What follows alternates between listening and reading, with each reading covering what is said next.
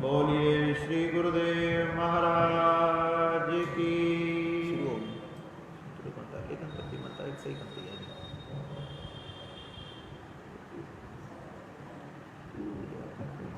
वाली माता तेरी सदा ही जय। जय कराओ शेरा वाली दा बोल साचे दरबार की जय।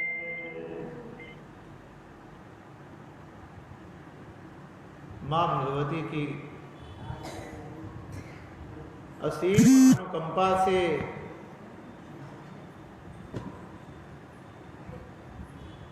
देवी भगवती आदि शक्ति जो समस्त ब्रह्मांड को चलाने वाली है, जो चराचर समस्त जगत को चलाने वाली है, उन आदि शक्ति देवी भगवती मां अंबा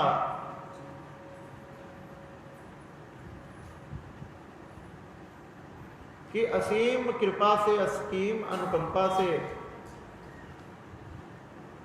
इन आश्विन मास के शुक्ल पक्ष में और बहुत ही सुंदर संयोग मां के नवरात्रे, इन नवरात्रों के सुंदर अवसर पर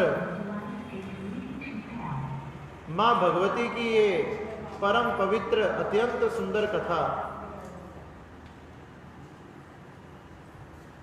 ये नवहा यज्ञ जो नवरात्रे के प्रथम दिवस से प्रारंभ होकर नवरात्रे के 9वें दिवस तक बनाया जाएगा। मां के 9 नवरात्रों में ये नवहा यज्ञ के रूप में मां की बड़ी ही सुंदर श्रीमद् देवी भागवत की कथा, जिस प्रकार से शिव पुराण की कथा में भगवान शिव की कथाएं हैं, किस किस प्रकार से उन्होंने लीलाएं करी, किस किस कौन कौन से रूपों को धारण किया, कौन कौन से अवतार लिए और किस प्रकार से दुष्टों को दमन किया। श्री भागवत जी में भगवान के 24 अवतार, भगवान के अलग अलग मनवतरों की कथा, भगवान के अलग अलग युगों की कथा,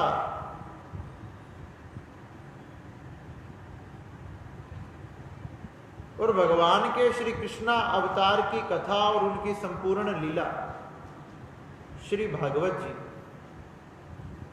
और श्रीमद् देवी भागवत, जिसमें मां आदि शक्ति देवी भवानी जगदम्बा, जो वही पार्वती है, वही लक्ष्मी है, वही सरस्वती है, वही ब्रह्माणी है, वही शारदा है, वही गायत्री है और वही हमारे कृष्ण की परम आराधनी श्री राधा रानी है।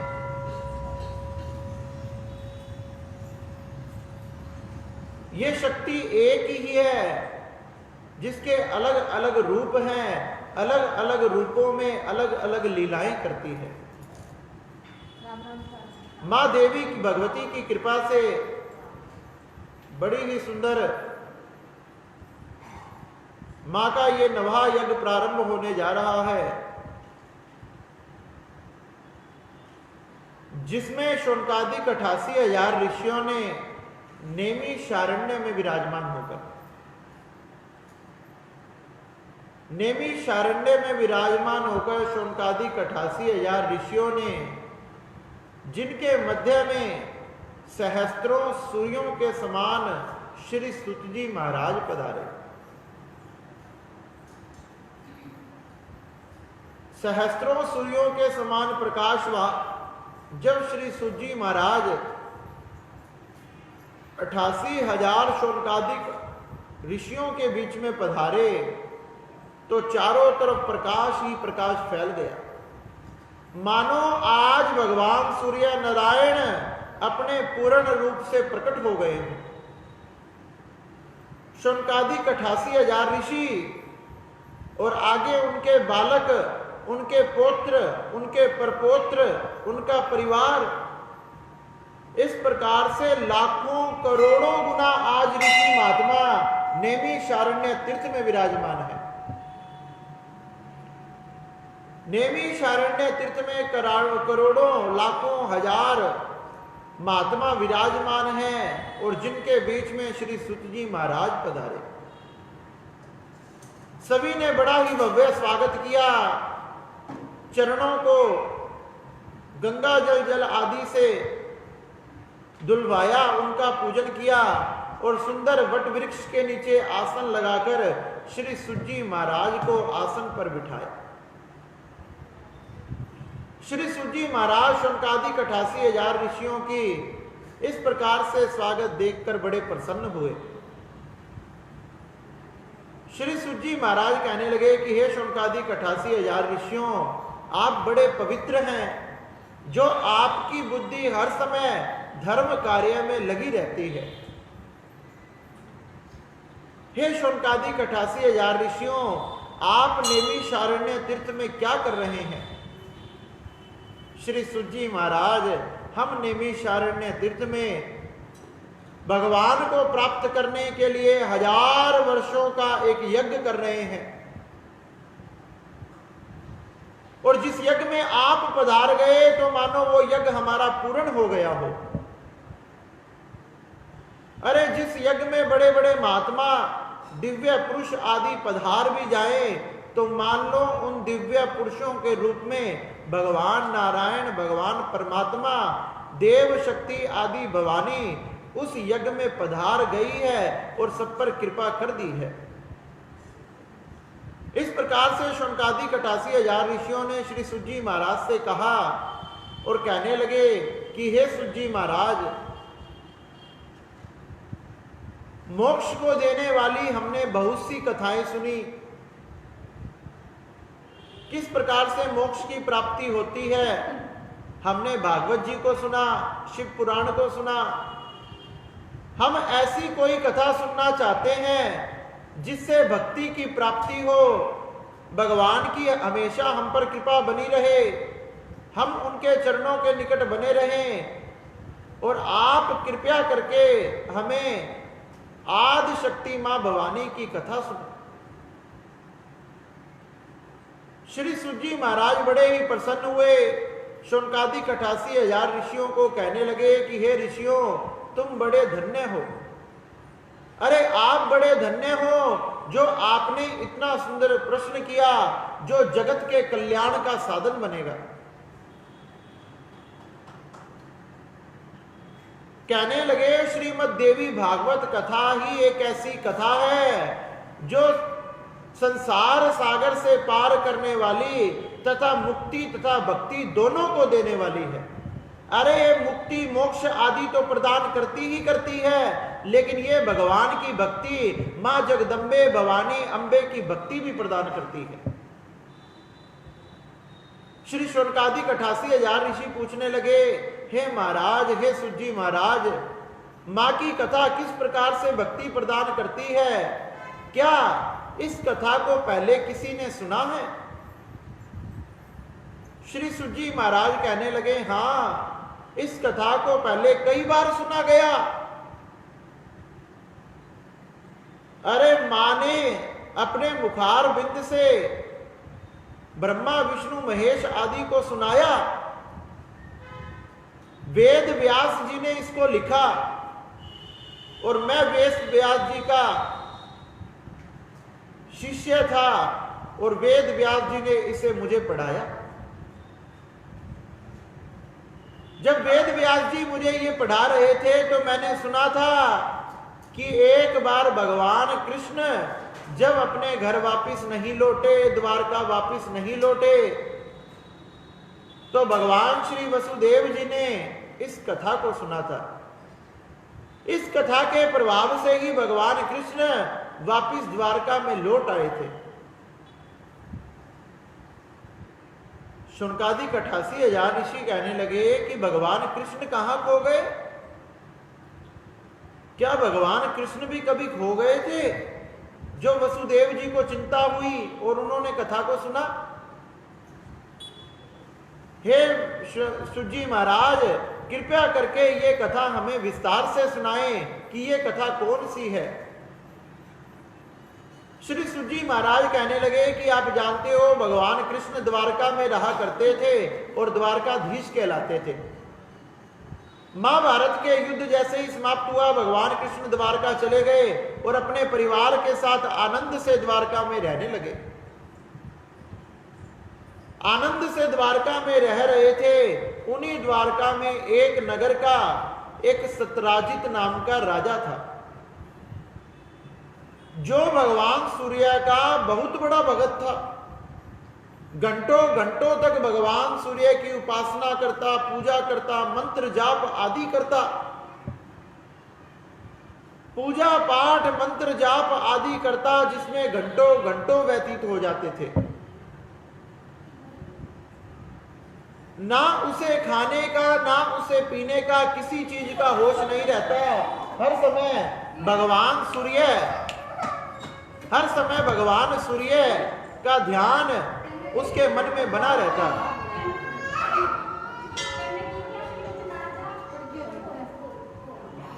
सतराजित ने भगवान सूर्य की इतनी उपासना करी, इतनी तपस्या करी कि भगवान सूर्य उन पर प्रसन्न हो गए। जब राजा सतराजित पर भगवान सूर्य प्रसन्न हो गए और भगवान सूर्य उनके सामने एक दिन प्रकट हो गए, कहने लगे कि हे सतराजित,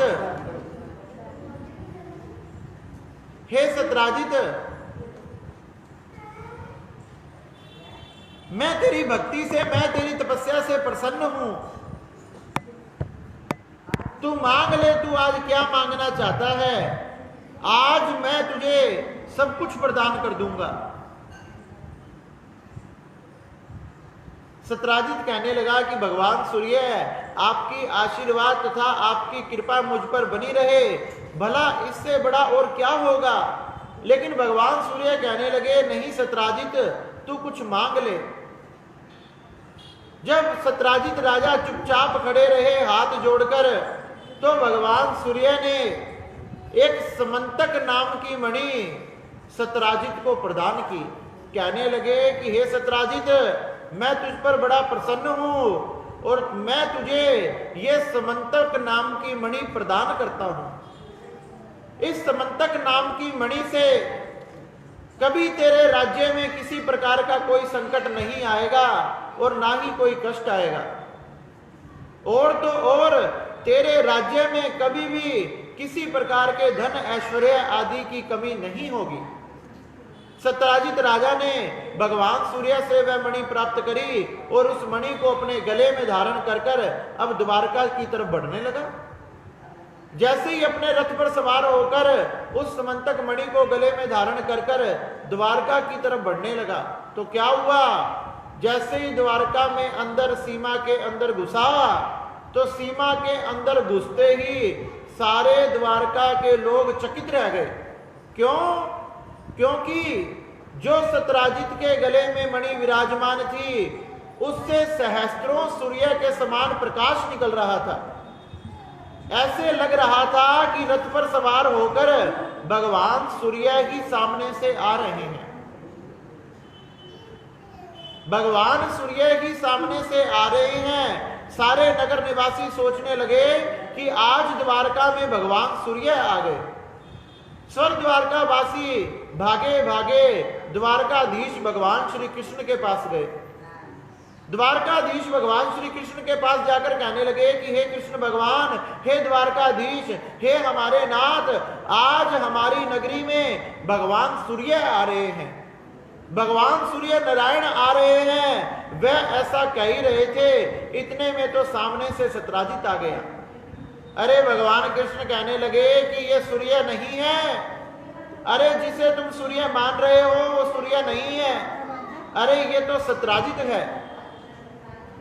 इसने भगवान सूर्य की उपासना करी और भगवान सूर्य की उपासना से भगवान सूर्य ने इसे समंतक नाम की मणि प्रदान की, जिससे इसकी मणि में से इतना प्रकाश निकल रहा है। भगवान कृष्ण को प्रणाम कर कर सत्राजित अपने नगर में चला गया। अब तो सुंदर ब्राह्मणों को बुलाकर, विद्वानों को बुलाकर उस समंतक मणि की पूजा करवाई। समंतक मणि की पूजा करवाई, वेद मंत्रों का उच्चारण करवाया तथा अपने महलों के मंदिर में उसे स्थापित किया, पूजन किया। अब तो समंतक मणि का प्रभाव देखो। समंतक मणि के प्रभाव से अब सत्राजित के राज्य में ना तो किसी प्रकार का कोई शत्रु आक्रमण करता है, ना ही किसी प्रकार का रोग टिक पाता है, ना किसी को कोई बीमारी होती, ना किसी को कोई पीड़ा होती। और तो और उस समंतक मणि से रोज 8 भार सोना निकलता है। सत्राजित रोज खूब धन लुटाता है, खूब सोना लुटाता है। और सत्राजित की उस मणि के प्रभाव से उसका नगर, उसका राज्य, उसका महल चारों तरफ से सोने से भर गया, धन ऐश्वर्य से चारों तरफ से भर गया, परिपूर्ण हो गया। जब ये भगवान कृष्ण ने सुना कि सत्राजित खूब धन लुटाता है, तो एक दिन भगवान कृष्ण घूमते घूमते सत्राजित के नगर में गए और सत्राजित के नगर में जाकर कहने लगे कि सत्राजित, जो तुम्हारे पास ये समंतक मणि है, अरे इसके प्रभाव से तो तुम्हारे पास बहुत धन हो गया और तुम अपने नगर के लोगों को धनवान कर रहे हो, इनके कष्ट काट रहे हो, संकट काट रहे हो। अगर सत्राजित तुम ये मणि मुझे प्रदान कर दोगे तो समस्त द्वारका वासी समस्त प्रसन्न हो जाएंगे, सबके संकट कट जाएंगे। तुम्हारे केवल एक नगर के ही नहीं, समस्त द्वारका के लोग खुश हो जाएंगे, प्रसन्न हो जाएंगे, सब धनवान हो जाएंगे। इसलिए तुम ये मणि मुझे प्रदान करो। सत्राजित कहने लगा कि भगवान, हे द्वारकाधीश, अरे समंतक मणि आप लेकर जाओगे, समंतक मणि अगर आप लेकर जाओगे तो ये सोना ही तो प्रकट करेगी। तो सोना तो मेरे पास बहुत है, आप सोना ले जाओ बदले में। अरे आप प्रतिदिन मेरे महलों से सोना ले जाए करो, लेकिन इस मणि को लेने का विचार त्याग दो। भगवान कृष्ण ने देखा कि सत्राजित मणि को देना नहीं चाहता, तो भगवान कृष्ण वहां से निराश होकर वापिस अपने महलों में लौट गए। भगवान कृष्ण अपने महलों में लौट गए तो एक दिन क्या हुआ, सत्राजित ने उस मणि को अपने गले में धारण कर रखा था। सत्राजित ने जब उस मणि को अपने गले में धारण कर रखा था तो सत्राजित के छोटे भाई प्रसेन, आज सत्राजित का छोटा भाई प्रसेन कहने लगा कि हे भैया, कृपया करके ये मणि कुछ समय के लिए मुझे प्रदान करो। अरे इस मणि का सुख मैं भी लेना चाहता हूं, मैं भी नगर में इसको पहनकर घूमना चाहता हूं। सत्राजित ने कहा कि अरे तू मेरा छोटा भाई है, तेरे लिए किस चीज की मना। सत्राजित ने अपने गले में से मणि उतारकर प्रसेन को दे दी और प्रसेन ने उस मणि को अपने गले में धारण किया और शिकार खेलने के लिए निकल गया। आज जैसे ही शिकार खेलने के लिए अपने घोड़े पर सवार होकर जंगल की तरफ निकला तो क्या हुआ, जंगल में प्रवेश करते ही सामने से एक सिंह आ गया जो बड़ा शक्तिशाली था, बड़ा बलवान था। प्रसेन ने अपने धनुष पर बाणों को चढ़ाया, तीर को चढ़ाया और जैसे ही सिंह की तरफ उन बाणों को छोड़ने लगा, इतने में तो सिंह शक्तिशाली था और उसने जोर से एक छलांग लगाई और झपट्टा मारकर घोड़े पर जो प्रसेन सवार था उसको नीचे उतार लिया। एक छलांग में घोड़े पर सवार प्रसेन को नीचे उतार दिया और करते ही करते कुछ पलों में ही उसका वध कर दिया। बीच में से प्रसेन को फाड़ डाला और उस मणि को अपने मुंह में दबाकर जंगल की तरफ भागने लगा। प्रसेन बेचारा मारा गया, चारों तरफ खून ही खून हो गया, रक्त हो गया और वो सिंह उस समंतक मणि को अपने मुंह में दबाकर वन की तरफ भाग रहा है। जैसे ही वह वन की तरफ भागने लगा, सामने से रीछों के राजा जामवंत जी आ गए। सामने से रीछों के राजा जामवंत जी आए और उन्होंने देखा कि सिंह के मुंह में इतनी चमकती हुई मणि, अगर ये मणि मैं इससे ले लूं और घर जाकर अपनी पुत्री को दे दूं तो मेरी पुत्री कितनी प्रसन्न होगी। माता पिता सोचते हैं किसी भी कारण से हमारा बालक प्रसन्न हो जाए। तो जामवंत जी ने सिंह के सामने खड़े हो गए, कहने लगे कि भैया मणि दे दे। सिंह कहने लगा मैं बिल्कुल नहीं दूंगा। जामवंत जी ने कहा कि चुपचाप मणि दे दे, अगर घी सीधी उंगली से ना निकले तो टेढ़ी कर देनी चाहिए। अगर तू सीधे तरीके से मणि नहीं देगा तो मैं उंगली टेढ़ी करना जानता हूं। सिंह किसी प्रकार भी नहीं माना और देखते ही देखते जामवंत जी और सिंह का युद्ध हो गया और युद्ध में जामवंत जी ने सिंह को मार डाला। अब सिंह के मुंह से मणि लेकर जामवंत जी अपनी गुफा की तरफ जा रहे हैं और अपनी गुफा की तरफ जब जामवंत जी जाने लगे और गुफा में उनकी पुत्री जामवती जी विराजमान थी और अपनी पुत्री को जाकर मणि दे दी और पुत्री उस मणि को लेकर बड़ी प्रसन्न हुई। अब तो पुत्री उस मणि से खेलने लगी। उधर राजा सत्राजित को चिंता हो गई कि मेरा भाई सुबह गया था, सुबह से दोपहर हो गई, शाम हो गई, अब तक वापस नहीं लौटा। सैनिकों को भेजा, पता करवाया। सैनिक कहने लगे आपका भाई तो वन में मरा हुआ पड़ा है, उसकी मानो हत्या कर दी गई है।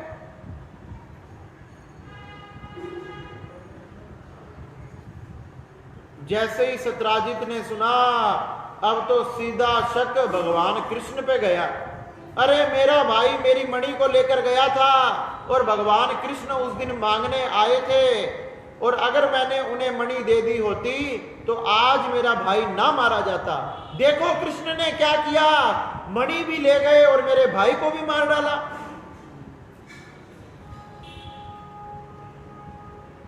जब ये पुकार, जब ये बात, जब ये संदेश, क्योंकि बात कहीं रुक नहीं पाती, बात होते होते भगवान कृष्ण द्वारकाधीश तक पहुंच गई और द्वारकाधीश ने जब सुना, अरे ना तो हमने मणि को देखा ना उसके भाई को देखा, मणि की चोरी का आरोप तो आ ही गया, साथ की साथ उसके भाई की हत्या का आरोप भी हमारे ऊपर आ गया। अब भगवान कृष्ण ने अपने साथ कुछ सैनिकों को लेकर उसको ढूंढना प्रारंभ किया और नगर में चारों तरफ ढूंढते ढूंढते उस वन में चले गए। जब उस घनघोर वन में चले गए तो उन्होंने क्या देखा कि प्रसेन का घोड़ा तो मरा हुआ है ही, साथ की साथ प्रसेन भी नीचे धरती पर मरा हुआ पड़ा है, चारों तरफ रक्त ही रक्त है। और जब भगवान कृष्ण ने गौर से देखा तो देखा सिंह के पैरों के निशान वहां बने हुए हैं। भगवान कृष्ण अपनी सैनिकों को साथ लेकर उस सिंह के पैरों के निशान का पीछा करने लगे और पीछा करते करते करते करते आगे पहुंचे तो आगे क्या पाया कि सिंह भी मरा हुआ है। जहां सिंह मरा हुआ था वहां पैर के बड़े बड़े निशान थे, किसके? जामवंत जी के। अब भगवान कृष्ण उन जामवंत के पैरों के निशान का पीछा करने लगे और करते करते करते करते जामवंत की गुफा के पास पहुंच गए। जैसे ही गुफा के पास पहुंचे सैनिकों को कहने लगे कि भैया तुम मेरा बाहर इंतजार करो, मैं अंदर देख कर आता हूं कि मणि कहां है। भगवान कृष्ण अपने सैनिकों को बाहर द्वार पर रोक गए और द्वार पर रोककर गुफा के अंदर प्रवेश कर गए।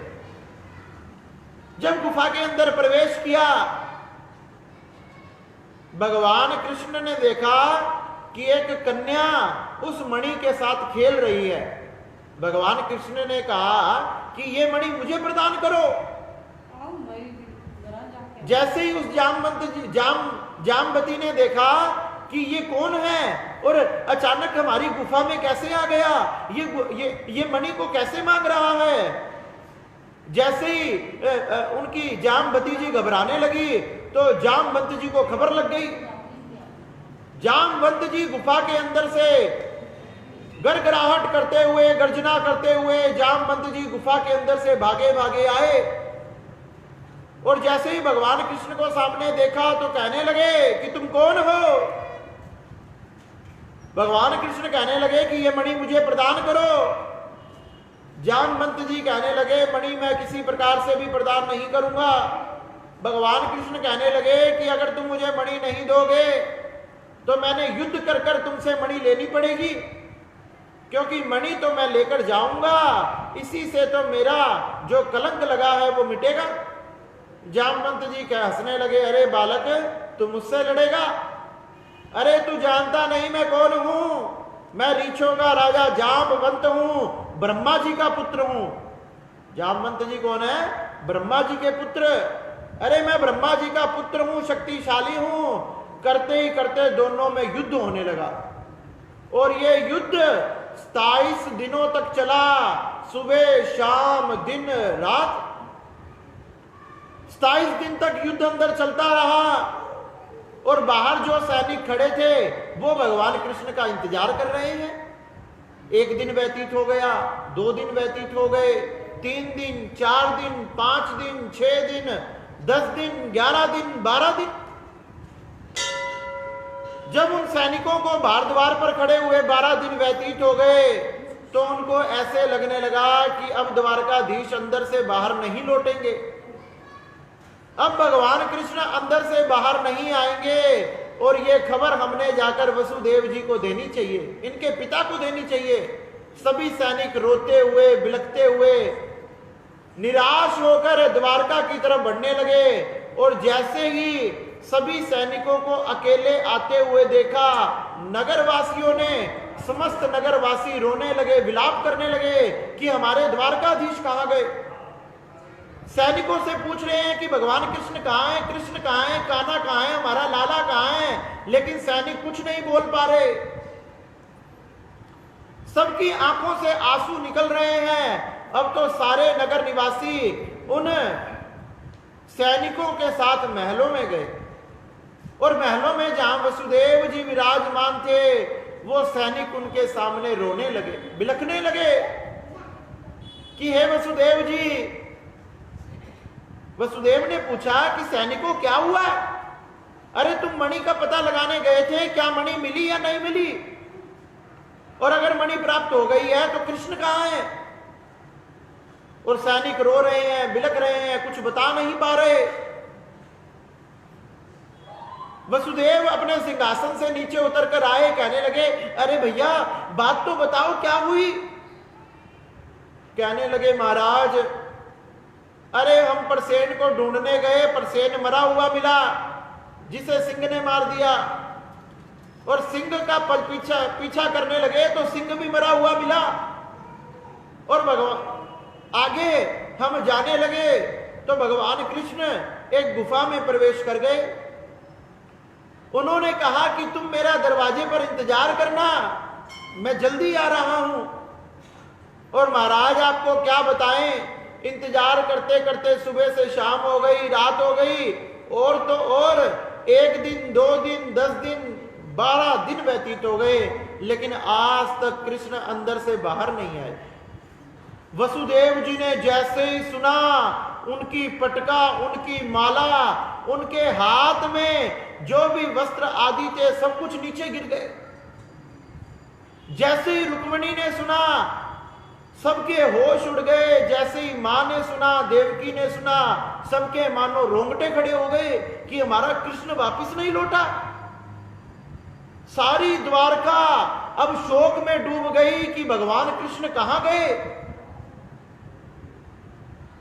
अरे वो तो हमें ऊर्जा देने वाले हैं, समस्त द्वारका को चलाने वाले हैं, और आज द्वारका को चलाने वाला द्वारकाधीश कहां गया? सारी द्वारका शोक में डूब गई। जब सारी द्वारका शोक में डूब गई तो एक दिन नारद जी भ्रमण करते करते करते करते द्वारका में आए।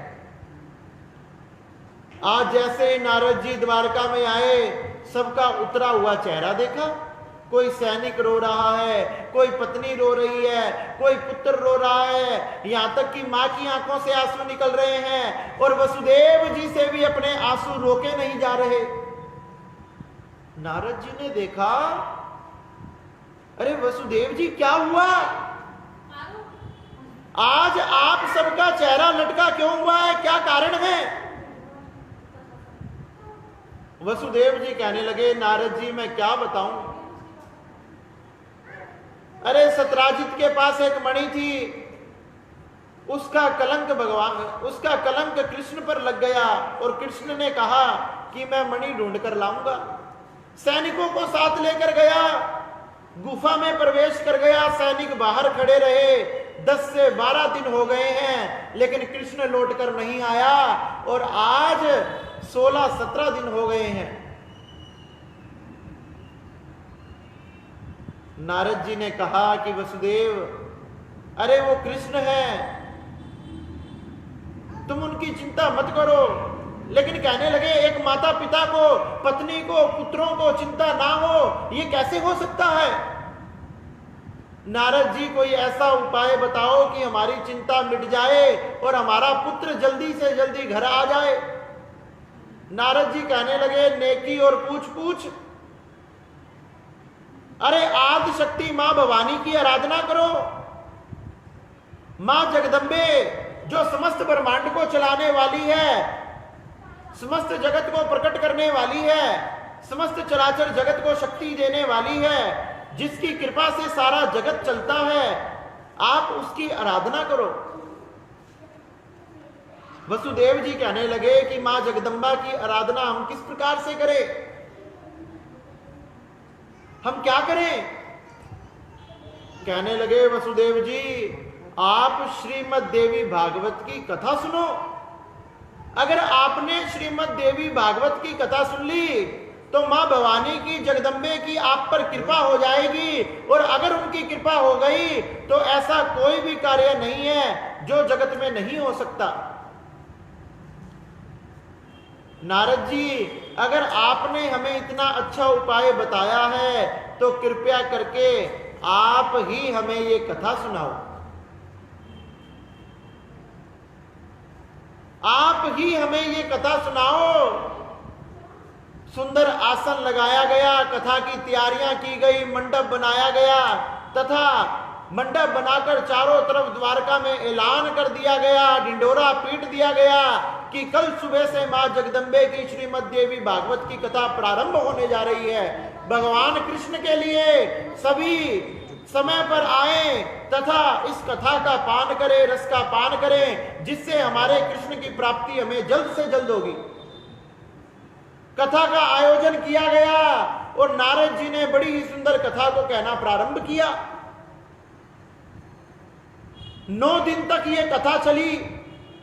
सुंदर कथा श्री नारद जी ने समस्त द्वारका वासियों को, वसुदेव जी को, देवकी जी को, रुक्मणी जी को, सबको सुनाई। और उधर भगवान कृष्ण का युद्ध जामवंत जी से हो रहा है। आज युद्ध होते को 27 दिन हो गए। 27 दिनों में जामवंत जी की हड्डियां मानो टूटने लगी हो। युद्ध करते करते वो जामवंत जी थक गए, पसीना टपकने लगा, खड़े होने की भी शक्ति ना रही। जामवंत जी के मन में विचार आया कि सबसे शक्तिशाली तो मैं हूं और मेरे समान तो बल किसी में नहीं है, तो ये कोई आम व्यक्ति नहीं है। जैसे ही जामवंत जी ने नेत्रों को बंद किया और रामचंद्र जी का ध्यान किया तो रामचंद्र जी के रूप में भगवान कृष्ण दिखने लगे। और जैसे ही भगवान कृष्ण दिखने लगे, नेत्र खोलकर पहचान लिया कि प्रभु आप, अरे प्रभु आप पहले ही बता देते कि आप हो। अरे मुझसे कितना बड़ा अपराध हो गया, अपने इष्ट के साथ मैंने युद्ध किया, अपने परमात्मा के साथ, अपने भगवान के साथ मैंने युद्ध किया। भगवान कृष्ण राम रूप में प्रकट हो गए और राम रूप में प्रकट होकर जामवंत जी को कहने लगे कि हे जामवंत जी, याद करो, अरे त्रेता युग में आपने ही युद्ध के बीच में मुझसे कहा था क्या, जामवंत जी ने रामायण का सारा युद्ध बीत गया लेकिन किसी के साथ युद्ध नहीं किया। इतने बड़े से बड़े राक्षस थे, दानव थे, लेकिन जामवंत जी को युद्ध करने की जरूरत ही नहीं पड़ी, क्योंकि जामवंत जी जितने शक्तिशाली थे उनके समान कोई शक्तिशाली नहीं था। किससे युद्ध करते? और जामवंत जी ने जब राम जी को, हनुमान जी को, लक्ष्मण जी को, सबको युद्ध करते हुए देखा तो कहने लगे, प्रभु मेरी भी युद्ध करने की इच्छा है। प्रभु कहने लगे, युद्ध करने की इच्छा है तो युद्ध करो। अरे महाराज किससे करूं, मेरे समान कोई शक्तिशाली दिखाई नहीं देता। तो जामवंत जी युद्ध मत करो। नहीं महाराज करने की इच्छा है, देखो आप सभी कर रहे हो, मेरी भी थोड़ी इच्छा है। मेरे समान कोई शक्तिशाली मुझे नजर नहीं आता, केवल आप ही हो जिससे मैं युद्ध कर सकता हूं। अगर महाराज थोड़ा सा आप युद्ध कर लो मेरे साथ तो मेरी इच्छा पूरी हो जाएगी। अब राम जी कहने लगे, इस त्रेता युग में तो मैं तेरा गुरु, तू मेरा चेला बन गया, तू मेरी सेना में है, और अपनी सेना के सेनापति के साथ, अपने राजा के साथ, अपने प्रधान के साथ कैसे तू युद्ध करेगा? जामवंत जी कहने लगे, फिर अरे आगर द्वापर युग आएगा और मैं कृष्ण का अवतार लेकर आऊंगा, और जब मैं गुफा में तेरे पास आऊंगा, जब तेरा और मेरा घनघोर युद्ध होगा, और जो 1 दिन का नहीं, 2 दिन का नहीं, 3 दिन का नहीं, 27 दिनों तक चलेगा। जामवंत जी को याद आ गया सब कुछ। ओहो भगवान, आप मेरी इच्छा पूरी करने के लिए 27 दिन तक युद्ध किया। अरे महाराज मुझसे अपराध हो गया, ये तो मैं प्रायश्चित किस प्रकार से कर पाऊंगा? जामवंत जी भगवान कृष्ण के चरणों में गिरने लगे, लेकिन भगवान कृष्ण ने उनके दोनों हाथों को पकड़कर अपने गले से लगा लिया। जामवंत जी ने अपनी पुत्री जामवती जी को बुलाया, मणि को लिया और भगवान कृष्ण को समर्पित किया। और उधर नारद जी वसुदेव जी को देवी भागवत की कथा सुना रहे हैं।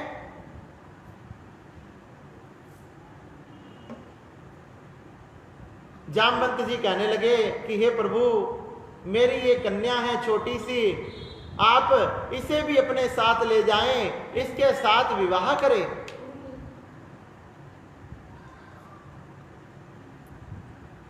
प्रभु जामवंत जी को तथा समंतक मणि को वापस लेकर लौट रहे हैं, और उधर नारद जी ने कथा को पूर्ण कर दिया। कथा को जैसे ही पूर्ण किया, माता का जय जयकार होने लगा। जैसे ही माता का जय जयकार होने लगा, जगदिया जोता वाली माता तेरी सदा, जैसे ही सबने जय जयकार किया, भगवान कृष्ण सामने से जामवती जी और समंतक मणि को लेकर लौट रहे थे। सब माता का जय जयकार करने लगे, माँ की पुकार करने लगे, माँ के नामों को उच्चारण करने लगे कि माँ देवी भागवत की कृपा से, उस आदि शक्ति की कृपा से आज हमारे कृष्ण वापस लौट आए। सबने खूब धूमधाम से माँ का उत्सव बनाया। इस प्रकार से श्री कृष्ण भी माँ देवी भगवती की कृपा से ही जामवंत जी से युद्ध में जीतकर वापस लौट कर आए थे। श्री शौनकादिक 88,000 ऋषि कहने लगे, क्या इस कथा को किसी और ने भी सुना? कि हाँ, इस कथा को किसी और ने भी सुना। किसने? जन्मेजय ने। अरे महाराज, ये जन्मेजय कौन है? अरे जन्मेजय परीक्षित का पुत्र है। परीक्षित को क्या तुम भूल गए? अरे जिसे तक्षक सर्प ने काटा था, परीक्षित को श्राप लगा, उसको तक्षक सर्प ने काटा, और जैसे ही तक्षक सर्प ने परीक्षित को काट लिया तो जन्मेजय को बड़ा क्रोध आया। जब जन्मेजय को बड़ा क्रोध आया कि मेरे पिता को सर्प ने काट लिया, और जन्मेजय ने सोचा कि मेरे पिता की अकाल मृत्यु हो गई, क्योंकि कोई भी दुर्घटना से, कोई भी रोग से, पशु पक्षी आदि के द्वारा व्यक्ति अगर मारा जाता है, मृत्यु को प्राप्त हो जाता है। और परीक्षित को श्राप लगा था, परीक्षित तो शाप के कारण गया। जन्मेजय ने सोचा मेरे पिता की तो अकाल मृत्यु हुई है, और अकाल मृत्यु अगर मेरे पिता की हुई है तो उनका उद्धार कैसे होगा?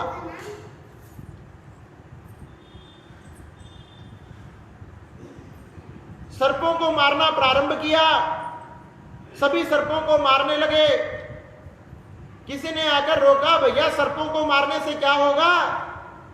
अरे ये तो ब्राह्मण का श्राप था, उसके कारण सर्प ने आकर डस लिया। अरे इसमें सर्प का क्या अपराध? अगर तूने कुछ करना ही है तो अपने पिता के लिए कुछ कर, ताकि उनका उद्धार हो जाए, उनका कल्याण हो जाए, मरण जन्म के चक्कर में उन्हें पड़ना ना पड़े, 84 लाख योनियों में भटकना ना पड़े और भगवान की चरणों की प्राप्ति हो जाए। जन्मेजय ने जब यह सुना तो विचार करने लगा कि बात तो ये सही है, अरे मैंने तो अपने पिता की मुक्ति के लिए कोई उपाय करना चाहिए। जब जन्मेजय ने श्रीमद् देवी भागवत का आयोजन करवाया, श्रीमद् देवी भागवत का आयोजन करवाया और श्रीमद् देवी भागवत की कथा प्रारंभ करवाई, जिजमान बनकर यजमान बनकर कथा को सुना, समस्त नगर निवासियों ने सुना।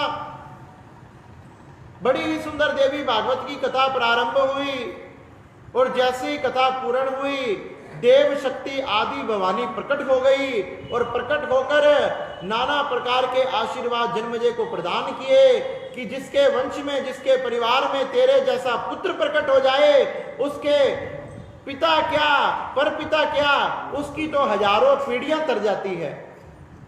अरे मेरे आशीर्वाद से, मेरी कृपा से तेरे पिता ही नहीं, तेरे दादा ही नहीं, तुम्हारी जो हजारों पीढ़ियां थी वो मेरे चरणों में वास करेगी, मेरे धाम में वास करेगी, उन सब का कल्याण तथा उद्धार हो जाएगा।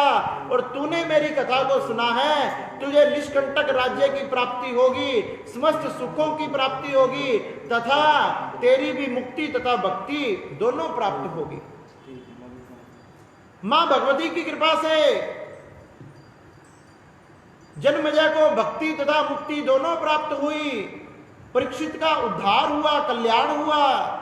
श्री सुज्जी महाराज शौनकादिक 88,000 ऋषियों को कहने लगे कि श्रीमद् देवी भागवत की कृपा से भक्तों को भक्ति तो प्राप्त होती ही होती है, साथ में मुक्ति भी मिलती है। जिस प्रकार से और कथाएं मोक्ष को देने वाली है, लेकिन मां की कथा मोक्ष को तो प्रदान करती ही है, आपकी सभी अभिलाषाओं को पूरी कर देती है, आपकी सभी मनोकामनाओं को पूर्ण कर देती है, आपके हृदय में भक्ति को स्थापित कर देती है। और अगर एक बार भी आपके हृदय में भक्ति स्थापित हो गई तो समस्त अभिलाषाएं, समस्त मनोकामनाएं मां की कृपा से अपने आप पूरी हो जाती है। श्री सुजी महाराज कहने लगे, शौनकादिक 88,000 ऋषियों, ऐसा दिव्य ये श्रीमद् देवी भागवत का ग्रंथ है जो बड़ा ही शक्तिशाली है तथा अपने भक्तों की रक्षा करने वाला है। श्रीमद् देवी भागवत की कथा सुनने मात्र से जीव का कल्याण होता है और उसके मन में और कोई इच्छा शेष नहीं रह जाती। कहने लगे, इन नवरात्रों में 9 दिनों में मां की उपासना करें।